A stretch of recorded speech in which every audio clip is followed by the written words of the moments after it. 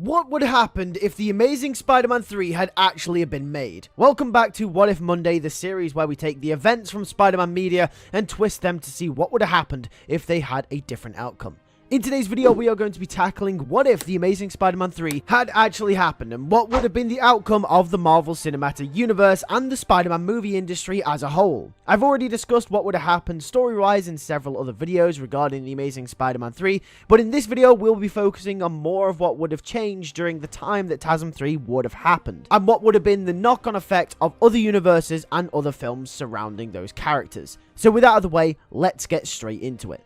So the first major change that would have occurred is that Spider-Man wouldn't have appeared in the Marvel Cinematic Universe. Captain America Civil War would have came out in May 2016 as it originally did, but this time Tom Holland as Spider-Man doesn't show up and spark a brand new course for Spider-Man's history. Instead, a Sinister Six movie produced by Sony Pictures comes out as planned in the same year, leading on from The Amazing Spider-Man 2 and setting up the future for the universe with multiple villains for the likes of The Amazing Spider-Man 3 and 4. I think just like The Amazing Spider-Man 2 though, this film would have been a massive flop at the box office, but in this scenario, Sony doesn't accept the hand that Marvel are reaching out to them to save Spider-Man's character and their franchise. So therefore, they go ahead with their universe past the Sinister Six movie. Fast forward 2 years later, and the MCU is missing Spider-Man Homecoming. However, the Marvel Cinematic Universe still thrives on as it did 10 years prior. And during the time in which Spider-Man Far From Home would have entered production, another film comes out instead,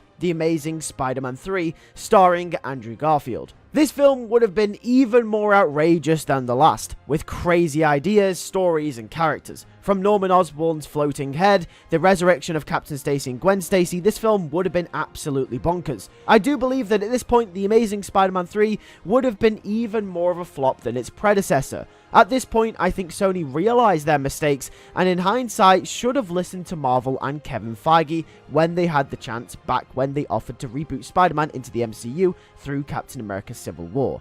But they're in too deep now with Andrew Garfield and their own universe. I do believe that at this point, Sony would have worked a deal with Marvel to get the Amazing Spider-Man universe into the MCU by retconning some events and tying in some of the events that happened between both universes leading up to the events of Avengers Infinity War.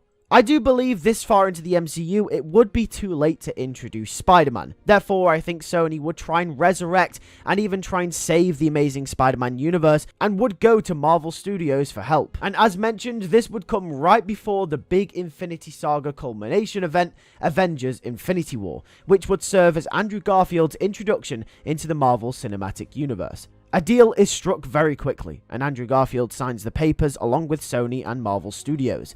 Andrew then appears in the film. In this timeline, the deal between Marvel and Sony would have been that The Amazing Spider-Man 4, which would have already been in pre-production at Sony Pictures already, is to be taken on and taken under control by Marvel Studios and Kevin Feige instead. I think we would also see Andrew Garfield appear in 2 Marvel films as a supporting character, both Infinity War and Endgame.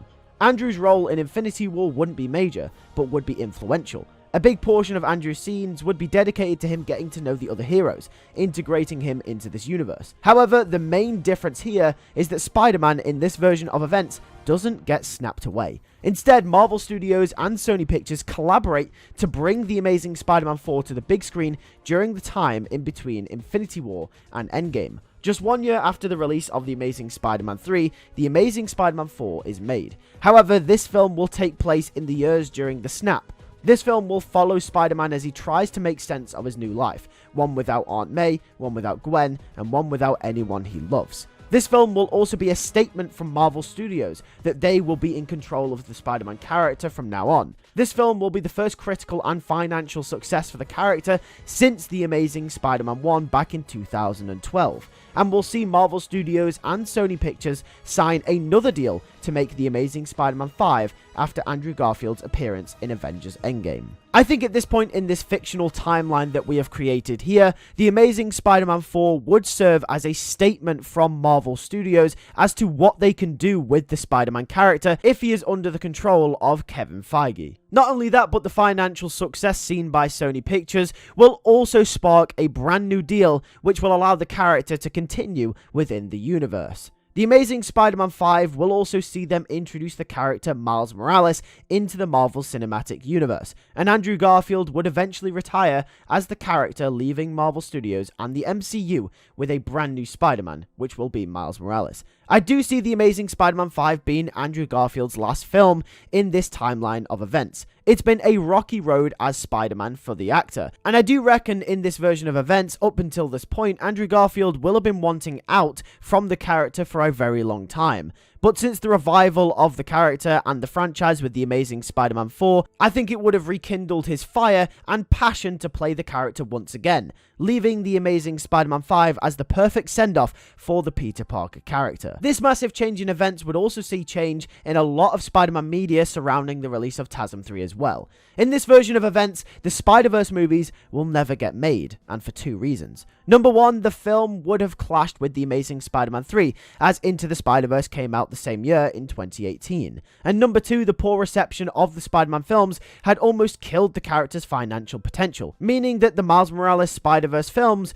will have never been greenlit in the first place. However, due to the introduction of Miles Morales into the MCU, I feel as if Sony will take back Peter Parker. A new deal at this point will then be struck after The Amazing Spider-Man 5, that Marvel will have full reign to use Miles Morales, whereas Sony can do whatever they want with Peter Parker. Thus, I think we can leave this fictional universe knowing that Sony Pictures would more than likely kickstart a brand new animated feature film universe surrounding Peter Parker, the same way that they did for Miles Morales. However, the MCU will now be using Miles Morales and will probably go on to have several trilogies with that character, birthing a very different but a brand new era for Spider-Man and both characters. And with that, that is what if The Amazing Spider-Man 3 had actually happened. Thank you guys for watching this What If episode. If you did enjoy, make sure to like on it and also make sure to subscribe for more of these in the future. Let me know in the comment section down below what ifs that you'd like to see at some point on the channel. Once again, let me know your thoughts in the comment section down below as well. Thank you for watching, and I'll catch you guys in the next one. Take care